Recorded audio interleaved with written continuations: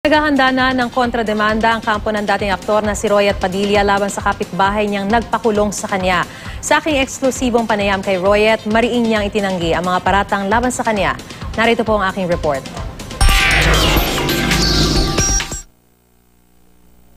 Dito sa Station 4 ng Angeles City Police nakakulong ang dating aktor na si Royet Padilla. Inireklamo kasi siya ng kapitbahay na si Evelyn Montuno ng pananakot at pagpapaputok ng baril. Nang makipag-usap sa kanya si Royet sa labas ng bahay mag-alas 6 ng gabi nitong Sabado, hindi raw pinansin ni Evelyn si Royet dahil nakainom daw. Pero pagpasok ni Evelyn sa kusina ng bahay kasama ang dalawang anak, sumugod umano sa kanilang garahe si Royet at 2 beses nagpaputok ng baril. Agad nagpasaklolo ang mga biktima hanggang naaresto si Royet. Tumangging humarap sa kamera si Evelyn dahil sa takot na balikan ang kampo ni Royet. Nahaharap si Royet sa reklamong grave threat at paglabag sa Republic Act 7610 o Special Protection of Children Against Abuse, Exploitation and Discrimination Act. Sa panayam ko kay Royet, itinanggi niya ang paratang ni Evelyn. Hindi ako lasing. Wala akong baril na nakarehistro. Hindi kayo nagpaputok ng baril? Hindi rin. Sila nga kumukuha ng project doon sa taas.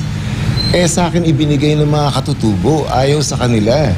So parang pinersonal nila yun Inggit at saka kailangan masira ako. Ang proyektong tinutukoy ni Royet ay ang pinirmahan niyang Memorandum of Agreement sa DENR para sa National Greening and Poverty Alleviation Program para sa mga katutubong AITA.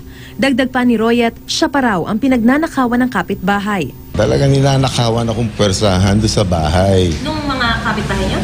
Sila lang naman ang katabi namin doon Sa isang text message, sinabi ni Montuno na iuurong daw niya ang kaso basta't may kasulatang aalis si Royet sa kanilang subdivision. Ano naman karapatan niya? Ba't siya ba may-ari ng Redwood Villas? Inaasikaso na ng kampo ni Royet ang kaniyang piyansa, pati ang kontrademanda laban sa nagreklamong kapitbahay. Noong 2011, inaresto rin si Royet matapos ireklamong nanakit sa kaniyang asawa sa isang bar sa Clark Freeport Zone at ikinulong dahil sa standing arrest warrant para sa hiwalay na kasong frustrated homicide noong 1997. Agad ding inatras na misis ni Royet ang reklamo at nakapagpiyansa sa kasong frustrated homicide.